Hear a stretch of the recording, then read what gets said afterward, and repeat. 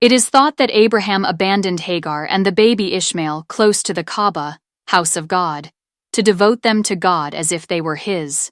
Consequently, Muslims celebrate Eid al-Adha and Sa'i, which honors Hagar's search for water for her child. This happened well before Isaac's birth. How is their argument explained?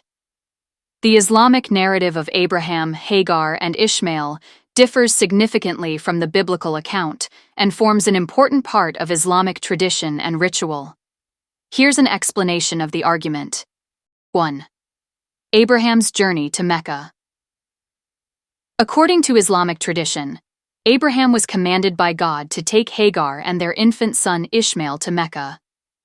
This journey was not seen as abandonment, but rather as fulfilling a divine command.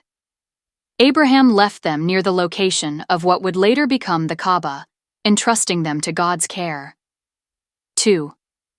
Hagar's faith and the Zamzam well. After Abraham's departure, Hagar demonstrated remarkable faith. When their water supply was exhausted, she ran between the hills of al-Safa and al-Marwa 7 times, desperately searching for water for her thirsty child.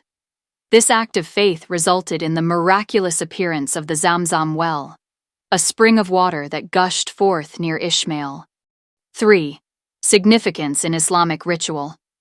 This event is commemorated in the Islamic pilgrimage, Hajj, through the ritual of Sa'i, where pilgrims run or walk between the hills of al-Safa and al-Marwa 7 times, reenacting Hagar's search for water. 4. The Kaaba and Mecca. Islamic tradition holds that Abraham later returned to Mecca multiple times. During one of these visits, he and Ishmael constructed the Kaaba as the first house of worship dedicated to the one true God. This established Mecca as a sacred site in Islam. 5. Eid al-Adha. Eid al-Adha commemorates Abraham's willingness to sacrifice his son, identified as Ishmael in Islamic tradition, at God's command.